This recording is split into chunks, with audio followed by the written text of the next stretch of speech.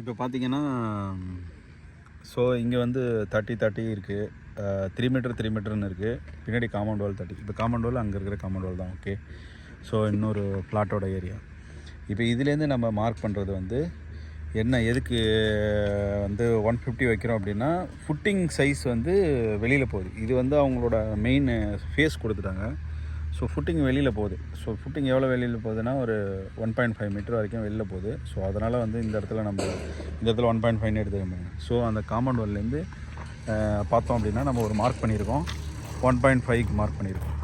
அப்புறம் பார்த்திங்க அப்படின்னா இந்த பாக்ஸ் வந்து இந்த இடத்துலையும் அது மாதிரி ஒரு 150ல் வந்து ஒரு இது வருது. பட் ஆனால் வந்து இந்த இடத்துல பார்த்தோன்னா இங்கே 24 போட்டிருப்போம் பாருங்கள். ஸோ டோட்டலாக இந்த இடத்துல வந்து அங்கே வந்து ஒரு நம்மளுக்கு வந்து சைடில் வந்து 2.5 மீட்டர் தான் இருக்குது.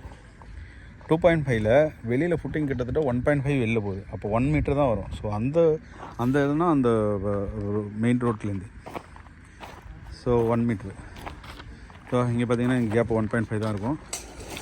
அப்புறம் அங்கே அந்த இதுலேருந்து வந்து நம்ம வந்து 1 மீட்ரு வச்சுட்டு அங்கே ஒரு மார்க்கு, அப்புறம் இங்கே ஒரு மார்க்கு, ஸோ இந்தாண்டா அந்த மார்க்கு, இது எல்லாம் சேர்த்து இப்போ இந்த இடத்துல வந்து நம்ம எஸ்கலேஷன் ஸ்டார்ட் பண்ணுறோம்.